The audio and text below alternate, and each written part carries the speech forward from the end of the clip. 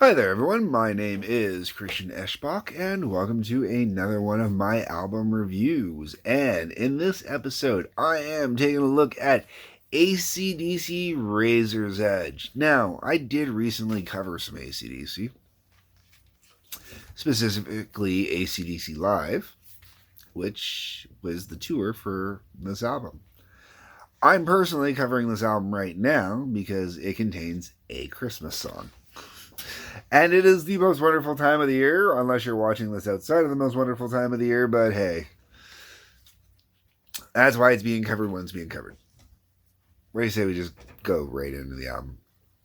This is from the digitally remastered. All of my AC/DC albums are actually digitally remastered. Between me and Tracy, we own them all on digital remaster, so it was great when we merged them together. The digital remaster sounds are fantastic. They really are. I highly recommend them.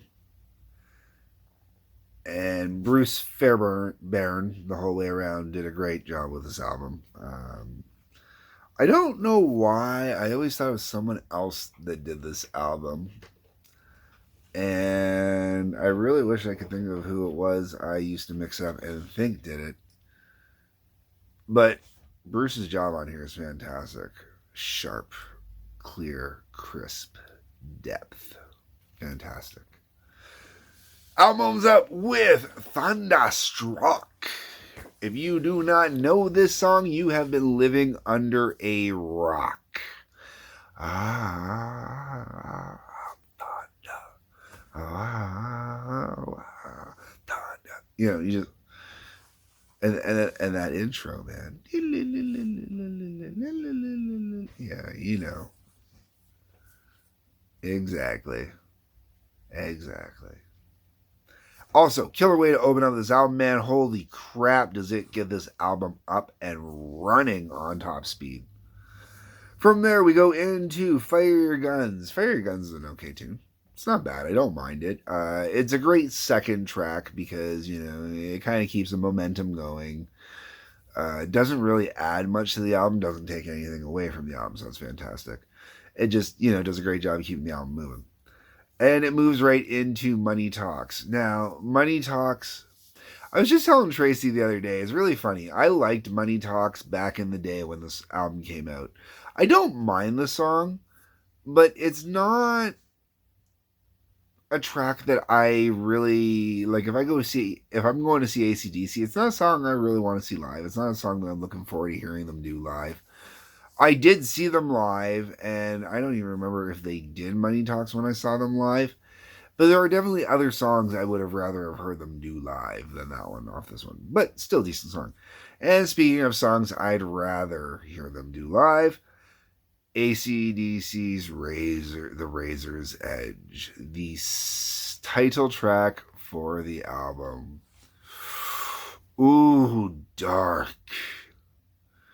There is something dark and sharp about this one, and they really in the grand AC/DC scheme of music, this one's something special and different. It really is. I love Razor's Edge. Ready? It's Christmas time, folks. And what do you want for Christmas? I want a Mistress for Christmas. You don't get any more AC/DC than saying that. All right? Mistress for Christmas.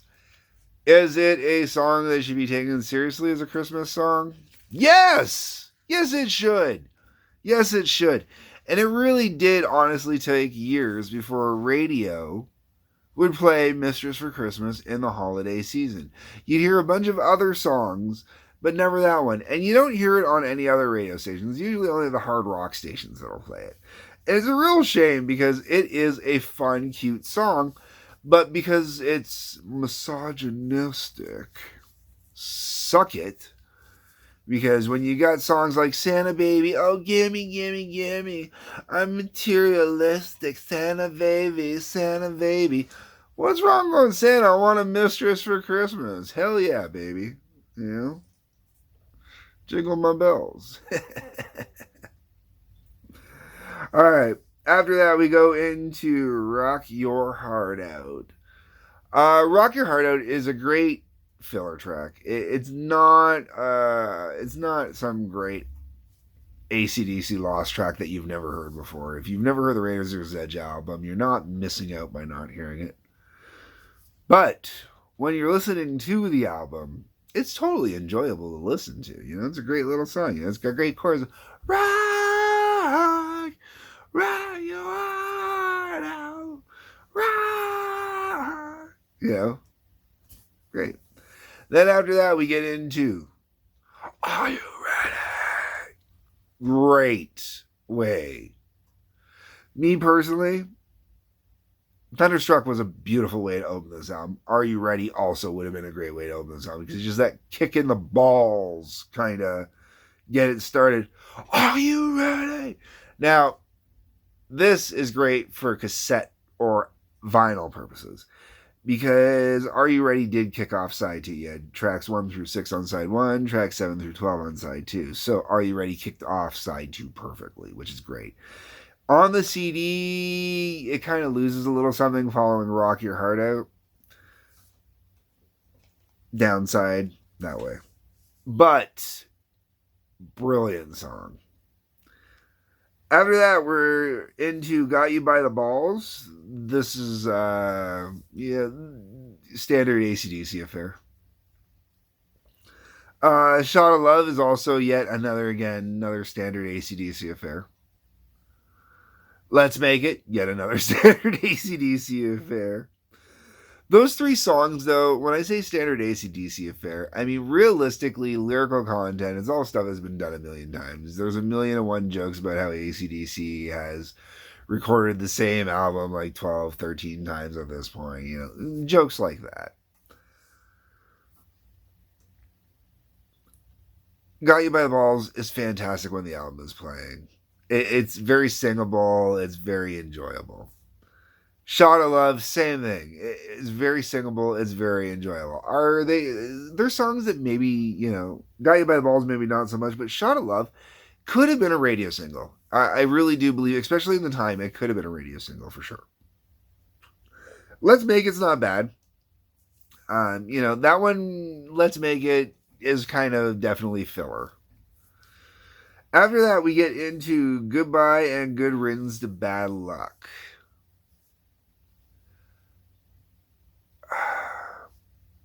It's not a bad tune. It's kind of, yet again, kind of a really kind of basic AC/DC tune at its core. I do enjoy it lyrically, though. You know, so it's fun that way. Then the album finishes off with one of the most simple songs I have ever heard AC/DC do, and that's If You Dare.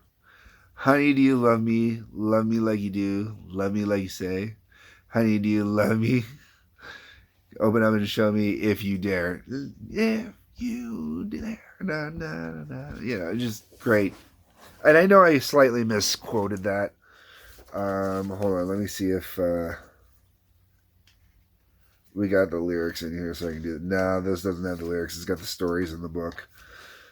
Downside to the digital remasters. That is one thing I will always say about AC/DC. Whether it be Brian Johnson or Bon Scott, it really would have helped sometimes to include the liner notes with the lyrics. It really would. If You Dare, though, closes off the album perfectly. It's very simple. There's a very Ramones-esque kind of punk, laid-back easiness to it, and I really dig it. And it's one of those songs I've mentioned it once or twice over the years in the various bands I've played in to throw on just as a fun little filler song because AC/DC has some good ones that way. And one or two of them I've covered for that reason over the years. If you have never picked up Razor's Edge and you like AC/DC, or you're into AC/DC, you should definitely pick it up. It's up there with, you know, some of the greats. It really is. Is it one of their best albums? I would say it's possibly a top 5. It does definitely have potential as a top 5. For me, it is not a top 3. I definitely have other albums I'd pick over this for a top 3. And it's definitely not my favorite. But it is one hell of a solid album that is definitely worth owning and having. those are my thoughts. Those are my views. Let me know what your thoughts and views are on AC/DC's Razor's Edge, or anything else AC/DC related even. That's what the comment section is for. I said my piece. That's where you get to say your piece. Otherwise, like button, subscribe button, notification button. Those help me out. They help you out. You know, a little back and forth between us that way. Otherwise, peace, love, take care.